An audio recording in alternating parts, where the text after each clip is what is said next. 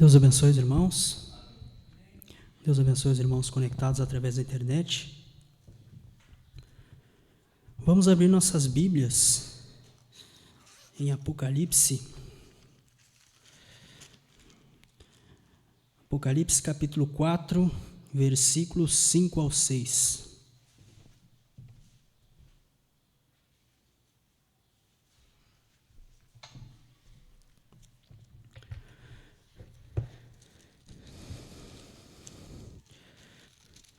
Corrigindo, Apocalipse 6. Apocalipse 6, versículos 5 ao 6.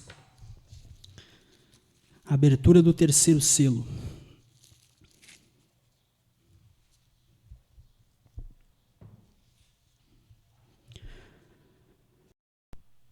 E havendo aberto o terceiro selo, ouvi o terceiro animal dizendo: Vem e vê.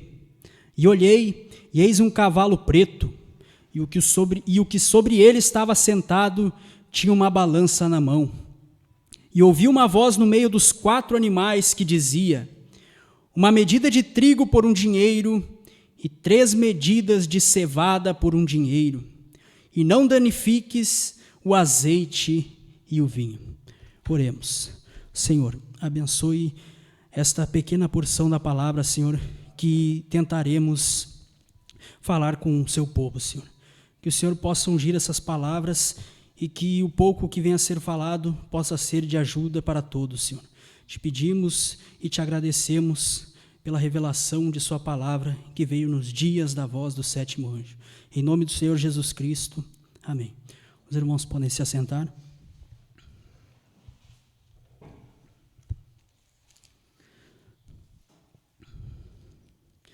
Vamos falar um pouco sobre o estímulo da revelação.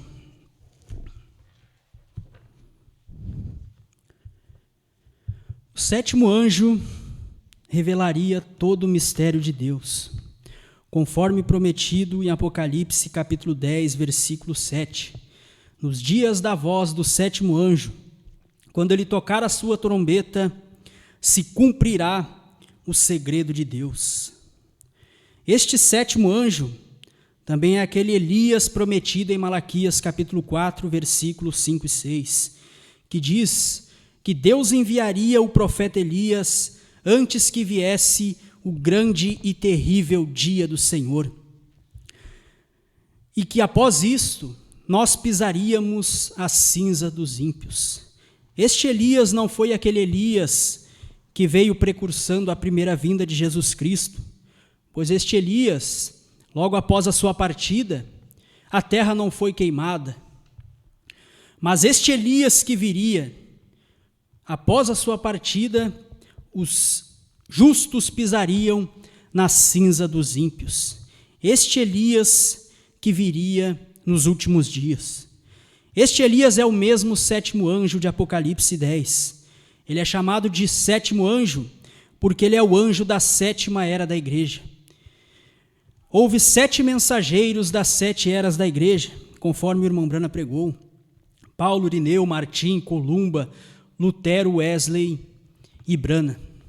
Então, nos dias da voz do anjo à 7ª era da igreja, do anjo à igreja de Laodiceia, todos os mistérios de Deus seriam cumpridos, seriam revelados, como ele anunciou aos profetas, seus servos. Ele seria um profeta, porque Malaquias capítulo 4 diz que Elias viria, e Elias é um profeta. E ali em Apocalipse capítulo 10, versículo 7, o irmão Brana disse que na sua Bíblia, King James, no rodapé dizia águia, mas nos dias da voz do 7º anjo, águia, um profeta, não um anjo celestial, como aqueles que tocaram as 6 trombetas e tocarão a 7ª trombeta nos dias do ministério de Moisés e Elias, no período da grande tribulação, mas um anjo terreno, um profeta. Nos dias da voz desta águia, deste profeta, deste anjo terreno, todos os mistérios de Deus seriam dados a conhecer. Todos aqueles cabos soltos que os mensageiros deixaram, eles trouxeram parte da verdade. Eles trouxeram uma pequena porção da palavra que correspondia ao dia em que viviam. Eles trouxeram uma pequena parte da palavra que era a necessidade do povo naqueles dias, como Lutero, que trouxe justificação, quando eles precisavam da revelação desta escritura naquele dia, quando eram vendidas indulgências, quando eram cobradas orações, quando o reino de Deus era comercializado. Então a revelação que eles precisavam naquele dia era de que o justo viveria da fé, não de suas obras, não do que ele pudesse pagar, mas de sua fé. Esta foi a era de Lutero, a era da justificação.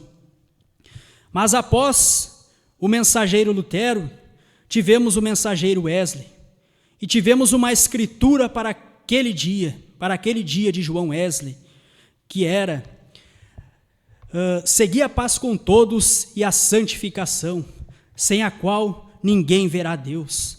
Porque após serem justificados pela mensagem de Lutero, eles precisariam ser santificados. Eles tinham crido em Jesus Cristo como seu Salvador, como seu único e suficiente Salvador, sem intercessão de um Papa, sem precisar pagar por orações ou para tirar alguém do purgatório ou do inferno. Eles haviam sido justificados pela fé, mas ainda não haviam largado os seus velhos costumes, os seus velhos vícios. Eles ainda fumavam seus charutos, bebiam, e ainda assim eles diziam ser crentes. Mas essa era a mensagem que eles tinham. Porém, quando João Wesley veio, ele viu aquela necessidade.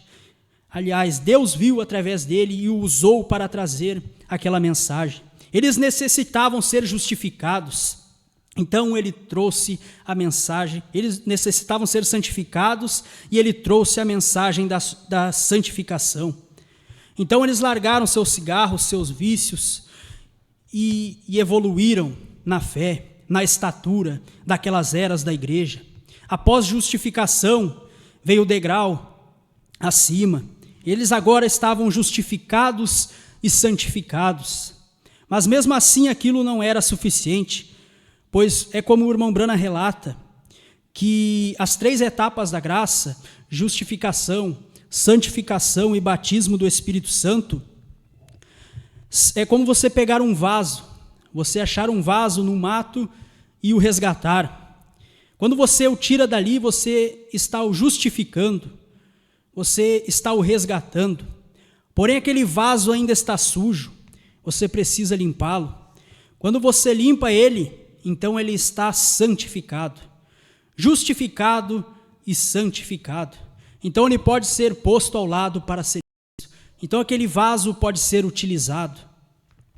Então, as 3 etapas da graça, justificação, santificação, batismo do Espírito Santo, vieram através das eras. Justificação com Lutero, santificação com Wesley, a restauração dos dons com os pentecostais.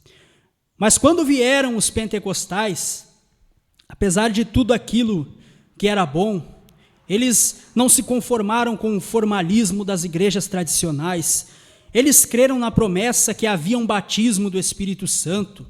Eles criam na promessa que eles podiam expulsar demônios. Eles criam em cura divina. Eles criam em Marcos 16, que Jesus Cristo disse que seus discípulos iriam ao mundo e pegariam as serpentes e orariam pelos enfermos e eles seriam curados e etc. Eles creram naquela promessa. Após serem justificados e santificados, lhes faltava serem cheios com o Espírito Santo. Eles eram santificados, justificados, mas ainda eram formais, ainda não haviam recebido o Espírito Santo. E aqueles pentecostais sentiram aquela necessidade. Eles oravam em casas, em pequenos prédios que não tinham glamour, crendo na promessa de Deus, crendo que aquilo que foi descrito em Atos 2, a descida do Espírito Santo, crendo nos sinais que Jesus Cristo disse que seguiriam aqueles que criam. Eles criam que aquilo tinha que se cumprir. Eles criam que aquela palavra era necessária para aquele momento. E aquele Espírito Santo, aqueles dons desceram, e eles falaram em línguas, eles profetizaram, eles expulsaram demônios. Aquela era a mensagem pentecostal, aquela era a mensagem da era de Laodiceia.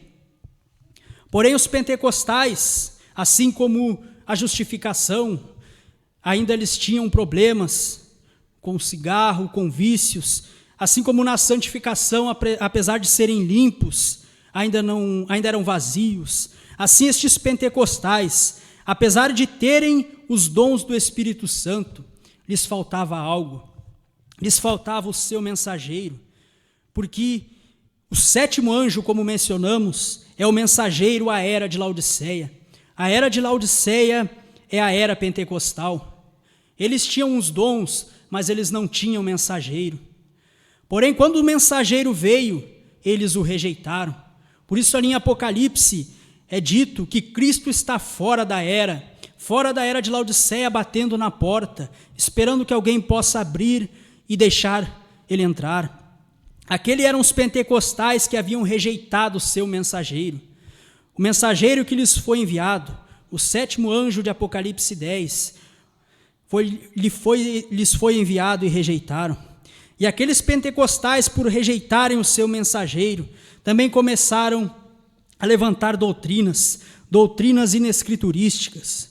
E a mais sobressalente delas é a de que a evidência do batismo do Espírito Santo é falar em línguas. E o irmão Branham, apesar de estar no meio deles, o irmão Branham fazia campanha com eles, fazia reuniões, campanhas evangelísticas, viajava com eles, pregava nos seus encontros, nas suas conferências. Apesar de tudo isto, o irmão Branham nunca concordou com esta doutrina. O irmão Branham nunca concordou com essa doutrina, pois não há um lugar na Bíblia que diga que a evidência de ser batizado com o Espírito Santo é falar em línguas, como eles pregam.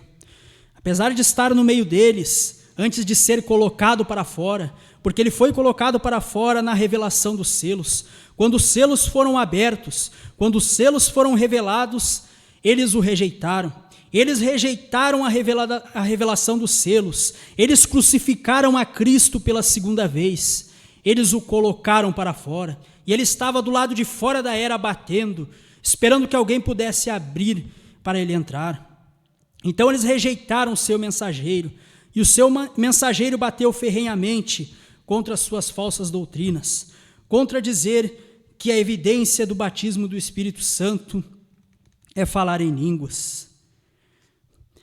E como lemos em Apocalipse capítulo 6, versículos 5 ao 6, quando o terceiro selo é aberto, ali diz que saiu um cavalo montado num cavalo preto, e ele tinha uma balança na mão. Ali ele estava vendendo, mas Deus disse, Jesus Cristo disse, não toqueis no azeite nem no vinho. Aquele sétimo anjo viria para revelar os 7 selos. Após os pentecostais, aquele sétimo anjo viria e revelaria todos os selos. Ele revelou o primeiro selo e mostrou que aquele selo simbolizava o anticristo. Era o anticristo saindo ali na primeira era da igreja, montado em um cavalo branco, montado em um cavalo de aparência pura, montado em um cavalo que poderia enganar. Aquele era o anticristo, o espírito nicolaíta. Nicolaíta significa conquistar os leigos. Aquela doutrina, que não era uma doutrina na primeira era, mas era um espírito na primeira era, de uma hierarquia religiosa, de pastores sobre pastores, de homens sobre homens. Aquilo que era um pequeno espírito na primeira era, aquilo veio a ser uma doutrina e mais tarde uma imposição. Aquele cavalo branco, cujo cavaleiro era o anticristo, ele estava enganando na primeira era através do nicolaísmo. Porém, ele tinha apenas um arco, ele não tinha flechas, o irmão Branham diz. Ele era um fanfarrão, ele era um enganador, ele poderia dizer e não acontecer. Ele tinha um arco, mas não tinha flecha, porque ele não era o verdadeiro Cristo, ele era um enganador. com aparência de pureza, com aparência de justiça. Branco significa justiça.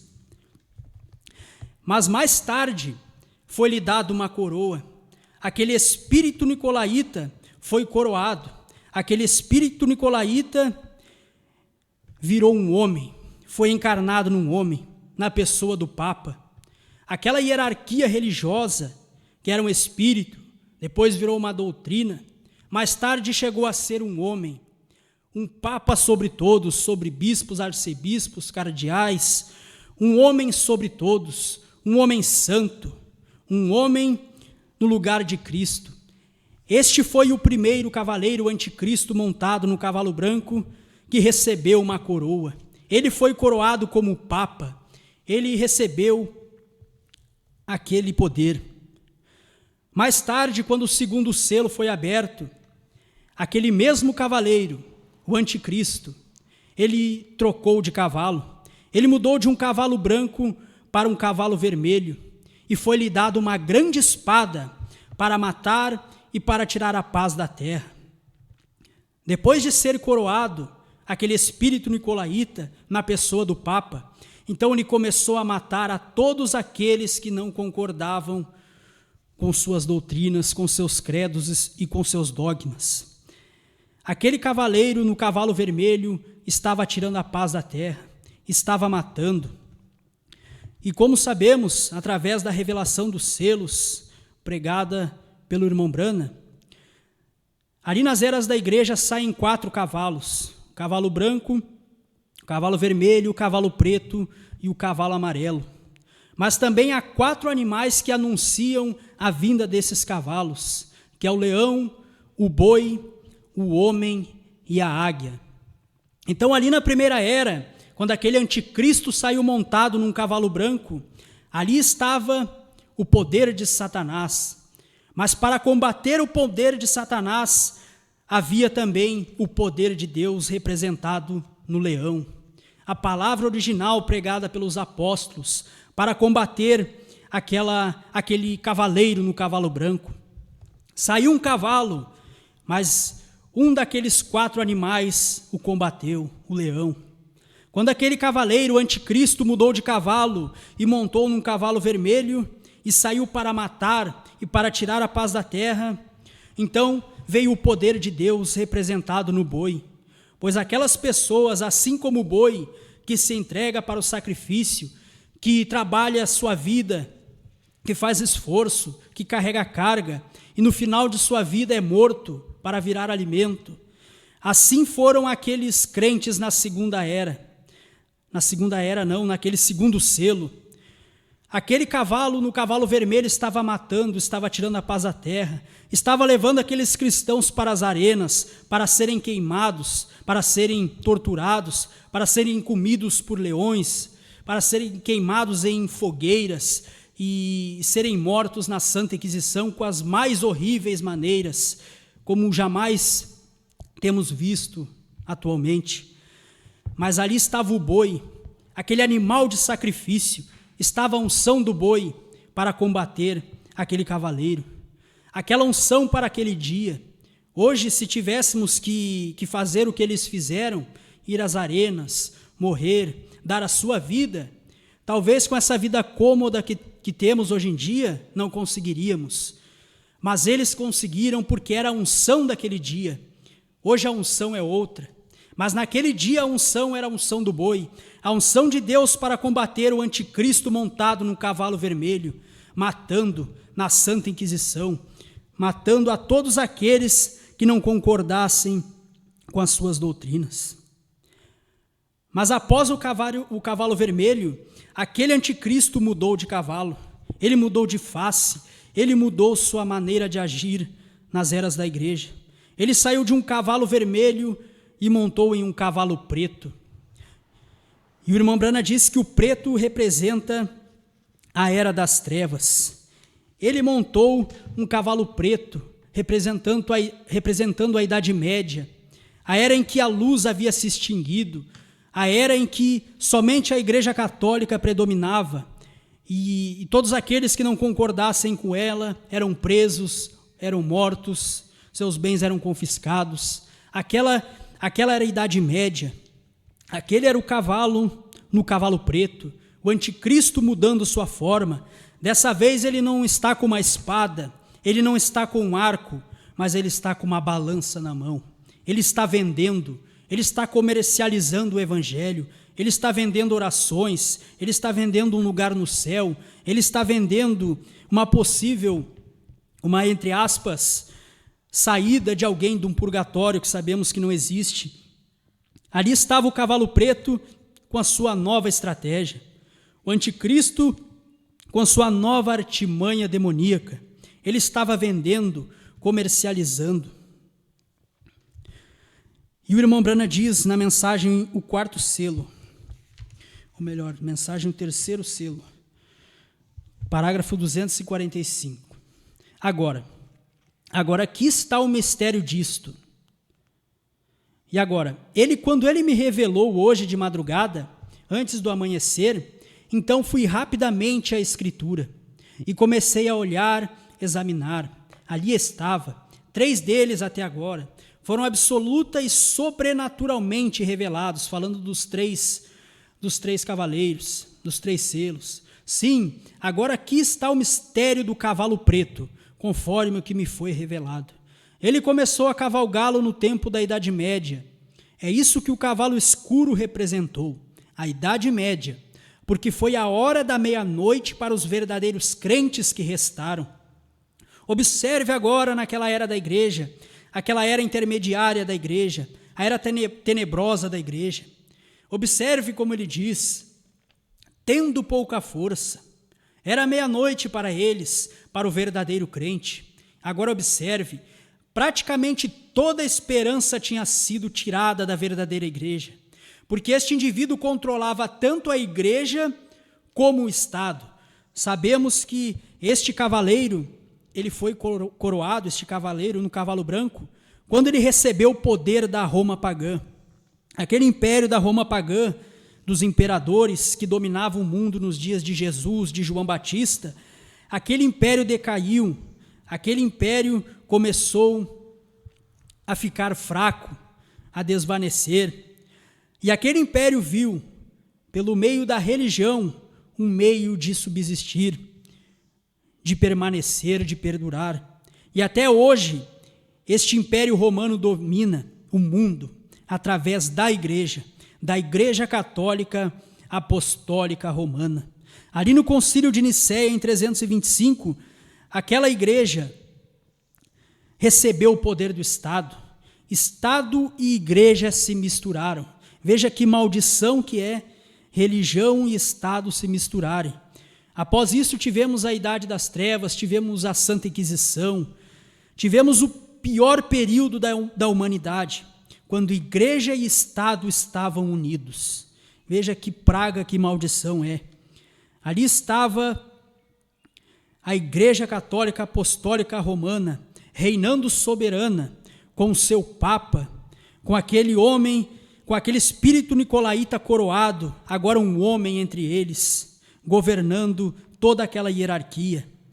E o irmão Branham diz, porque este indivíduo controlava tanto a igreja como o Estado, o que iam fazer? Veja, o catolicismo tinha tomado o controle, tanto da igreja quanto do Estado, e todos que não concordavam com o catolicismo eram mortos.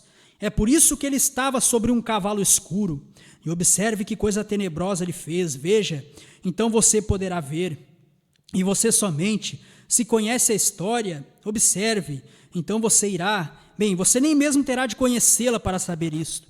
Agora observe, toda a esperança havia se esgotado, esse é seu cavalo preto, agora ele entrou cavalgando em seu cavalo branco, astuto, então foi-lhe dado poder, tirou a paz, massacrou milhões, foram mortos 68 milhões de cristãos, conforme o martirológio, acho que é assim que se pronuncia, de Roma. Eles mesmos admitem que mataram 68 milhões de cristãos que não concordavam com eles durante as eras da igreja.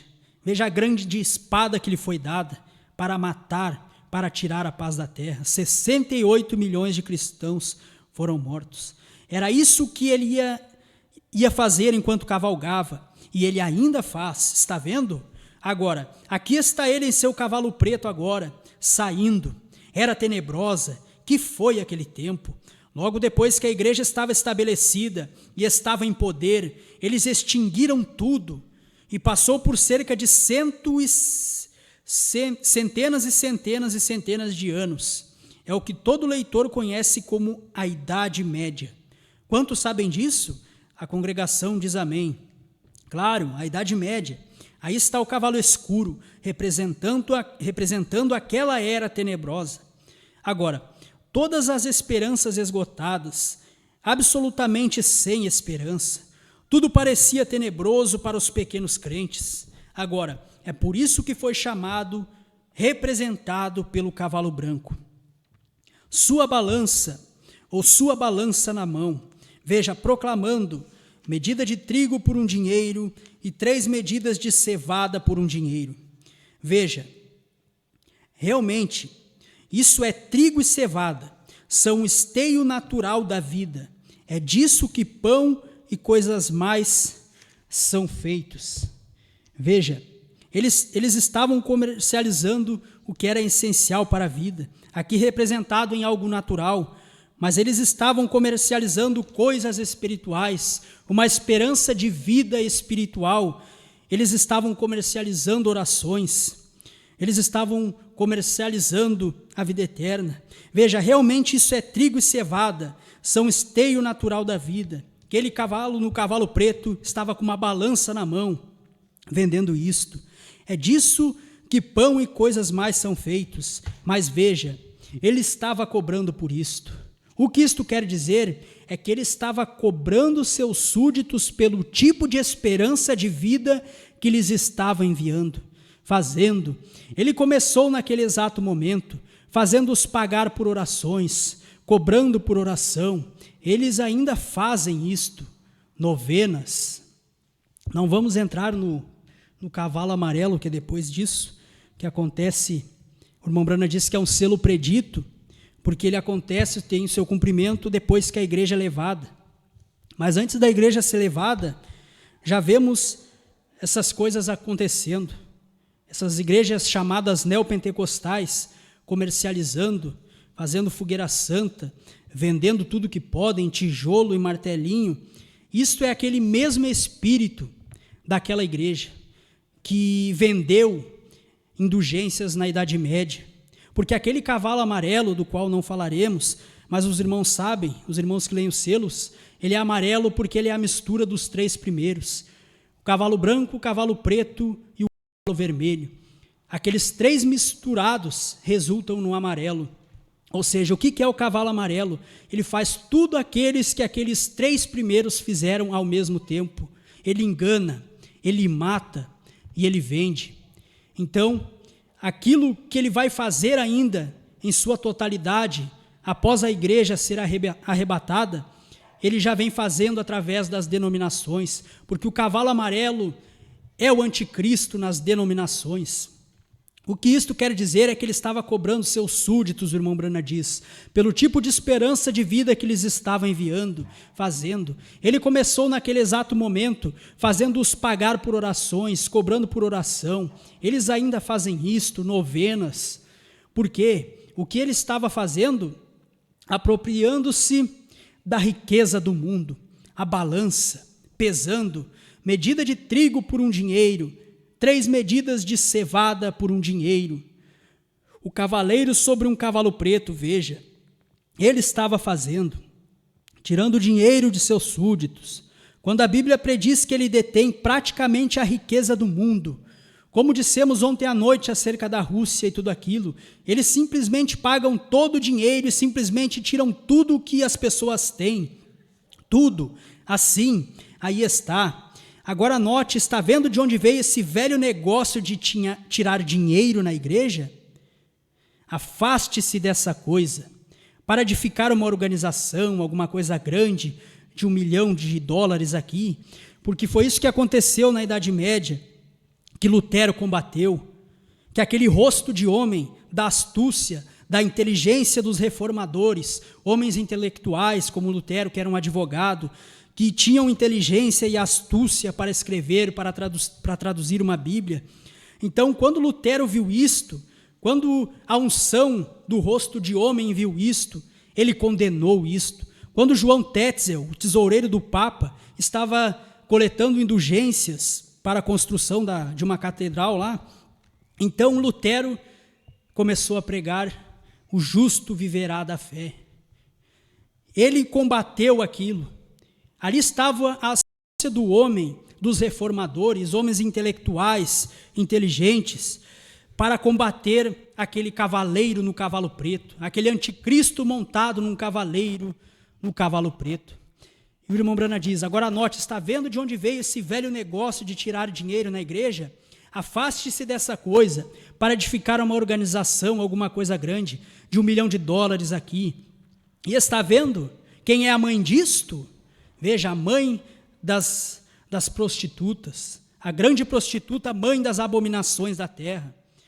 Ela é a mãe porque ela foi a primeira organização, mas as suas filhas fazem a mesma coisa.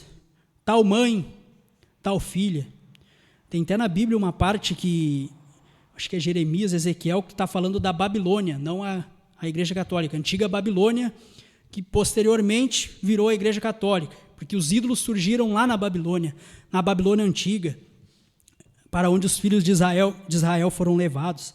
E lá falando da Babilônia, da destruição da Babilônia, ali também diz tal mãe, tal filha, como está em Apocalipse, falando da grande Babilônia, porque ela é mãe das prostituições, ela é mãe das organizações, ela foi a primeira a se denominar, ela foi a primeira a adotar uma hierarquia religiosa, homem sobre outro, e assim fazem as suas filhas. E o irmão Brana diz: obrigado, Senhor, ó que coisa, estou tão contente, sim, Senhor, muito bem, foi sua graça, simplesmente isso, foi isso, muito bem. Foi a hora da meia-noite, compreendem isto agora? A congregação diz amém.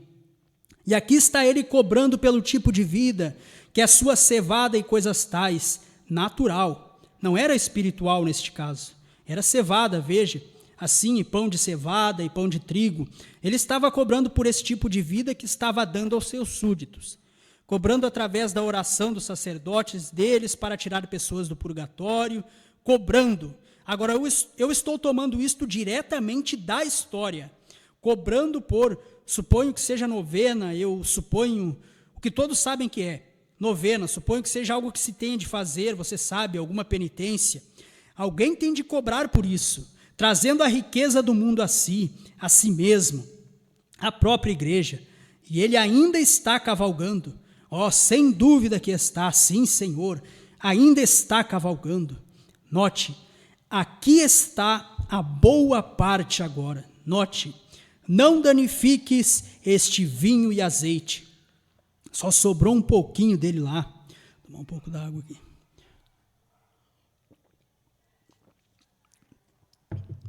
Não danifiques este vinho e azeite. Só sobrou um pouquinho dele lá, mas não toques nisso. Agora, o azeite simboliza o Espírito Santo. Vou lhes dar alguns versículos, se querem. Há duas escrituras, em Levítico capítulo 8, versículo 12, onde Arão, antes de entrar, tinha de ser ungido com azeite, você sabe. E em Zacarias capítulo 4, versículo 12, do azeite fluindo, vertendo dos tubos, e disse: este é o meu espírito, azeite. Azeite representa o Espírito Santo. Outra coisa, se quiserem ver, Mateus 14, 25. Havia uma virgem nécia, ou 25:3, o irmão Brana diz. A virgem nécia não tinha azeite, não tinha espírito. E Mateus 25:4, a virgem sábia tinha azeite em sua lâmpada, cheia do Espírito. Espírito, azeite tipifica o Espírito. Glória! O irmão Brana bate palmas uma vez. Muito bem, entendem? A congregação diz amém. Muito bem. Agora, azeite tipifica o Espírito. E o vinho simboliza o estímulo da revelação. Eu quase comecei a correr onde eu estava. Gostaria de saber se não acordei a vizinhança quando o Senhor me mostrou isso. Veja, estímulo da revelação. Está vendo? Azeite e vinho na Bíblia estão associados sempre. Peguei a concordância e olhei. Há uma grande lista, como assim onde vinho e azeite encontram-se juntos o tempo todo, está vendo? Quando a verdade de uma palavra prometida de Deus foi verdadeiramente revelada aos seus santos que estão cheios de azeite, ou seja, do Espírito, todos eles ficam estimulados. O vinho é um estímulo, glória, eu o sinto agora mesmo, estimulado com alegria. Gritos, está vendo? E quando acontece, tem o mesmo efeito sobre eles que o vinho tem sobre o homem natural, porque quando a revelação foi dada de uma verdade de Deus, e o verdadeiro crente cheio de azeite, e a revelação é revelada, o estímulo torna-se tão grande que ele o faz comportar-se de modo anormal, correto, glória, a congregação regozija, veja, é isso que há com eles agora, isso mesmo, faz com que, é isso que há, agora me perdi aqui, o vinho é um estímulo, glória, eu sinto agora mesmo, estimulado com alegria, gritos, está vendo? E quando acontece, tem o mesmo efeito sobre eles que o vinho tem sobre um homem natural, porque quando a revelação foi dada de uma verdade de Deus, e o verdadeiro crente cheio de azeite, e a revelação é revelada, o estímulo torna-se tão grande que ele o faz comportar-se de modo anormal, correto, glória, a congregação regozija. Veja, isso é o que há com eles agora, isso mesmo, faz com que se comportem de modo inadequado. Agora, se quer escritura para isto, apenas comece lendo Atos 2, onde eles estavam. Eles tinham a promessa que lhes tinha sido dada, quando toda a promessa do Espírito Santo foi derramada sobre eles, e foi vindicado conforme a Escritura. Agora veja, e se eles tivessem dito, agora espere, ele nos disse para esperar aqui em cima pelo nosso ministério. E depois de 8 dias, eles tivessem dito, bem, vou lhes dizer, rapazes, Marcos dissesse a Mateus, eu acho que já o temos, companheiros. Vocês não acham? Vejam, nós já o devíamos simplesmente sair pregando. Ele nos disse para subir aqui e esperar, e faz 8 dias que estamos aqui. Para não ficar muito longo, vamos retornar aqui onde o irmão Brana diz, e o vinho simboliza o estímulo da revelação. Eu quase comecei a correr onde eu estava. Gostaria de saber, não acordei a vizinhança quando o Senhor me mostrou isso. Veja, estímulo de revelação, está vendo? Azeite e vinho na Bíblia estão associados sempre. Peguei a concordância e olhei, há uma grande lista, como assim onde vinho e azeite encontram-se juntos o tempo todo, está vendo? Essa parte. Quando a verdade de uma palavra prometida de Deus foi verdadeiramente revelada, os seus santos que estão cheios de azeite, todos eles ficam estimulados. E o irmão Brana diz, quando vejo que Deus prometeu fazer certa coisa neste dia, quando ele prometeu abrir estes selos neste último dia, e você não sabe a alegria, a glória, quando vi revelar isto, ficar lá e observar acontecer, e saber que cobrarei de qualquer pessoa, ele nunca nos disse nada que não tenha acontecido dessa maneira, e então ver a alegria que está em meu coração, quando vejo a sua promessa para estes últimos dias, como ele prometeu fazer. Veja, o irmão Brana diz, quando o crente cheio do Espírito Santo, do azeite, vê a palavra de Deus prometida se cumprir, ele fica estimulado. Quando alguém fica estimulado no natural, com vinho natural que vem através do álcool, você percebe. E quando alguém fica estimulado pela revelação, você também percebe. Eles perceberam isto em Atos 2. Aquela foi a evidência que eles puderam receber a palavra de Deus que estava prometido para eles naquele dia. Muitos pensam que a evidência é você poder falar em línguas, manifestar os dons do Espírito Santo. Ali naqueles dias dos apóstolos, esta foi a evidência, porque era isto que estava prometido para eles, como diz em Joel 2, que ele derramaria do seu espírito sobre toda a carne, seus filhos e suas filhas profetizariam, como também diz em Isaías, que por lábios e línguas estranhas ele falaria àquele povo. Essa era a promessa que eles tinham para aqueles dias. Esta era a escritura que eles tinham prometida para aqueles dias. E quando aqueles crentes, cheios do azeite, viram aquela escritura ser manifestada, eles foram estimulados e saíram pelas ruas como se estivessem bêbados. Não que a evidência fosse eles falarem línguas, mas porque eles puderam receber a promessa de Deus para aquele dia. Joel 2:38, Isaías, que Deus derramaria o seu espírito. Esta era a promessa para aquele dia. E quando se cumpriu, eles foram estimulados. O irmão Brana diz, no parágrafo 70 do quarto selo, agora verificamos que isto estimula e dá gozo, porque é a palavra de Deus. E o vinho novo estimula quando revela a palavra. Então traz gozo imensurável. Algumas vezes estudamos isso, que traz tanto gozo que você fica transbordante. Agora sei que há muito fanatismo e pessoas ficam desordenadas. Sei que às vezes elas fazem isto quando a música é animada e tudo mais. E sei que isto acontece, e eu creio nisso também. Mas tenho visto pessoas no dia em que, enquanto a música estava tocando, todos pulavam e gritavam. Mas quando a música parava, isso parava. Veja, não é de emoção que estamos falando. Não é de um estímulo por sensação, por emoção. Na mensagem Senhores, é este o tempo, parágrafo 260, o irmão Brana diz que um dos mistérios que o sétimo anjo viria a revelar era o batismo do Espírito Santo sem sensação. É um estímulo, o irmão Brana diz, da revelação.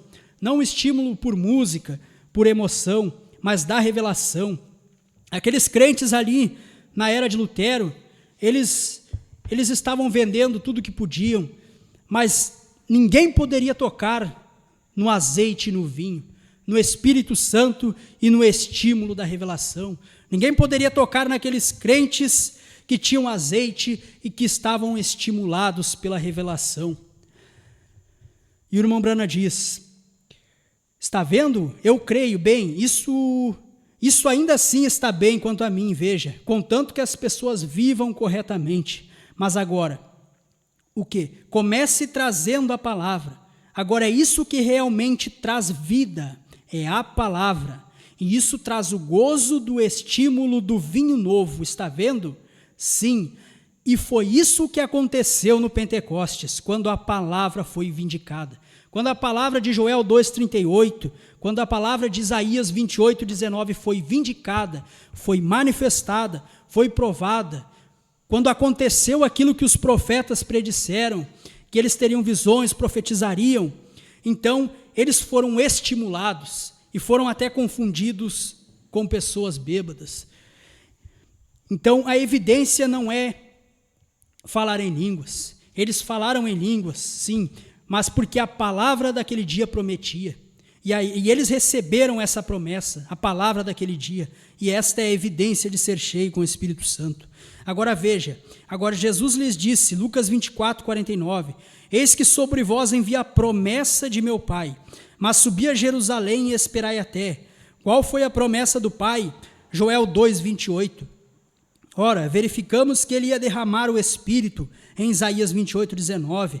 Como haveria lábios estranhos e outras línguas e todas estas coisas. Eles subiram lá. E como estudamos, talvez um tenha dito, bem, creio que esperamos o suficiente, aceitamos pela fé. Essa foi uma boa doutrina batista, mas não funcionou com aqueles irmãos. Assim, logo assim, tinha de se tornar uma realidade. E esperaram em seu ministério, para a palavra ser vindicada. E quando você vier buscar o Espírito Santo, faça o mesmo. Sim, você pode aceitar pela fé. Você tem de aceitar Cristo pela fé. Está corretíssimo. E você aceita o Espírito Santo pela fé. Mas então deixe que o Espírito Santo venha e dê a circuncisão como testemunho de que ele aceitou a sua fé. Não apenas você aceitar a Cristo, aceitar o Espírito Santo, mas você recebe o batismo do Espírito Santo e Deus dá testemunho de que ele aceitou a sua fé. Veja, e creu Abraão em Deus e foi-lhe imputado como justiça, mas Deus lhe deu o sinal da circuncisão como confirmação de que tinha aceitado sua fé. Parágrafo 77. Assim, essa é a mesma coisa que devemos fazer. Devemos esperar no Espírito Santo até que ele tenha feito alguma coisa, não necessariamente porque falamos em línguas, não porque dançamos ou ficamos emotivos, gritamos, até que tenhamos sido transformados, até que alguma coisa realmente tenha acontecido. Não me importa de que forma venha, contanto que tenha acontecido. Isso é o principal. Não importa de que forma venha. O principal é que você receba o Espírito Santo, que é receber a palavra da sua hora. De que forma veio no dia de Pentecostes? Veio na forma de línguas, veio na forma de dons. Esta era a evidência, porque esta era a palavra da hora. Não os dons em si, mas receber a promessa de Joel 2,38, de Isaías 28. Como o irmão Branham diz, não importa de que forma venha, contanto que tenha acontecido. Nos dias da voz do sétimo anjo, isto veio na forma da revelação dos 7 selos, o batismo do Espírito Santo, prometido em Apocalipse capítulo 10, versículo 7. Como o irmão Branham diz aqui no parágrafo 85, agora veja a promessa dos últimos dias, e aqui a vemos vindicada bem diante de nós, e a vinda atual do Espírito Santo e as obras que ele devia fazer. Encontramos isso bem no nosso meio. Essa era a promessa para os dias do irmão Branham. Era a revelação dos selos, Apocalipse capítulo 10, 7. E aceitar esta promessa, receber esta palavra, era ser cheio do Espírito Santo.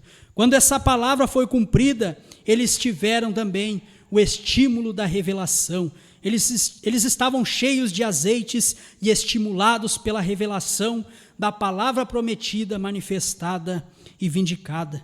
Mas qual é a promessa para o dia de hoje? Essa foi a promessa para os dias do irmão Branham. O Espírito Santo veio na forma de dons ali no Pentecostes, conforme Joel 2,38 e Isaías 28. Ele veio na forma da revelação dos 7 selos nos dias da voz de William Branham. Mas como ele viria nos dias de hoje? Como você pode receber o Espírito Santo nos dias de hoje? É recebendo a palavra de promessa para este dia, que é Apocalipse capítulo 10, versículo 8 a 11. Que João tomaria o livrinho, comeria, no seu ventre seria amargo, mas na sua boca doce como mel, e ele profetizaria a povos, nações, línguas e reis. Aquilo que o 7º anjo revelou, o livrinho aberto, o livro da redenção, o livro selado com 7 selos aberto, todos aqueles mistérios contidos naquele livro que o 7º anjo revelou, João comeria, conforme Apocalipse 10, 8, e profetizaria outra vez. Aquilo que o irmão Branham não pôde explicar, porque lhe foi proibido, aquilo seria profetizado outra vez, quando João comesse o livrinho. Como o irmão Branham diz, não me importa de qual forma venha, desde que tenha acontecido. A forma com que o Espírito Santo veio nestes dias foi através de João comendo o livrinho e profetizando outra vez. Este é o batismo do Espírito Santo hoje. Esta é a palavra do dia, é a palavra da hora. Esta é a evidência do batismo do Espírito Santo hoje. Perguntas e respostas número 2, parágrafo 43. Poderia levar-lhes entre umas 3 ou 4 horas desde agora, onde um médio porá um lápis na mesa e entra em transe e todas as classes de coisas e agita suas mãos, e esse lápis se levanta e escreve em línguas desconhecidas, e o feiticeiro se levanta e te diz o que diz. O irmão Branham falando sobre os feiticeiros que escrevem em línguas estranhas e interpretam, mostrando que essa não é evidência, porque feiticeiros também fazem isso. E o irmão Branham diz no parágrafo 44, agora essa não é a evidência do Espírito Santo, vem? Não podes confiar no fruto do Espírito, porque o primeiro fruto do Espírito é amor, e a ciência cristã exerce mais amor que qualquer outro que eu saiba, e eles negam mesmo que Jesus Cristo seja divino. O irmão Branham chegou a crer nisto há algum tempo, mas Deus lhe corrigiu e mostrou que a evidência de receber o Espírito Santo era receber a palavra da hora. E ele diz: vem, só há uma evidência do Espírito Santo que eu saiba, e essa é uma fé genuína na prometida palavra da hora. Último parágrafo para encerrarmos. Shalom, parágrafo 143. Como se saberia o que está certo? A manifestação da palavra falada de Deus sendo manifestada, luz da hora, certamente que sim. Aí está o que a evidência do Espírito Santo é: crer na palavra de Deus quando ela é manifestada. Ele era a palavra manifestada, esta é a palavra de Deus escrita, mas quando ela é manifestada, quando ela é cumprida, quando a parte da palavra se cumpre, aquela parte é manifestada. O irmão Branham diz: aí está o que a evidência do Espírito Santo é: crer na palavra de Deus quando ela é manifestada. Ele era a palavra manifestada, e alguns a negaram, a ridicularizaram, caçoaram dele e o chamaram de adivinho, falando de Jesus Cristo, algum espírito maligno. Existe evidência, falar em línguas, existe evidência dos frutos. A única evidência que existe é quando o homem crê na palavra escrita, quando ela é vindicada. Ande na luz dela. Jesus, a única evidência que existe é quando o homem crê na palavra escrita. Quando ela é vindicada, ande na luz dela. Jesus foi a luz da hora porque ele foi a palavra prometida da hora. E tentou contar-lhes isso, mas estavam demais em escuridão para entendê-la. Assim é hoje, agora. Quando a palavra é vindicada, ela dá estímulo da revelação. E ali, aquilo é o batismo do Espírito Santo. Quando a porção da palavra prometida para esses dias é vindicada, é manifestada, é revelada. E a palavra para esse dia é Apocalipse 10, 8 a 11. Oremos. Senhor, obrigado por esses momentos, que o Senhor possa ajudar a cada um que veio ao culto, aqueles que assistiram e aqueles que não puderam assistir ou ouvir, Senhor. Que o Senhor os ajude, que o Senhor os proteja e que tenham uma ótima semana. Te agradecemos por este momento e guarde a todos que irão retornar neste momento para suas casas. Em nome de Jesus Cristo. Amém.